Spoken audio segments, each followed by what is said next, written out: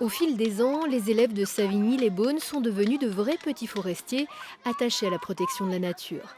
Non seulement ils ont reboisé cette parcelle communale avec 54 essences d'arbres différentes, mais ils ont aussi par leur action donné un coup de pouce à la biodiversité animale. Avec les arbres aussi, on peut sauver une espèce en danger, c'est le damier du frêne. C'est un papillon qui est rare dans les forêts et on essaye de lui faire avoir des maisons, tout ce qu'il peut avoir pour manger. Et voilà. À l'origine de ce programme, l'association Forestiers du Monde.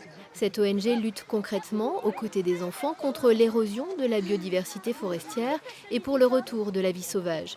L'homme est donc prié de s'éclipser une fois la forêt pédagogique plantée. On laisse absolument la forêt évoluer de façon à ce que tous les mécanismes de régulation se remettent en place. Alors ça, c'est important de le faire comprendre aux enfants parce qu'une forêt, c'est pas quelque chose de propre, de net.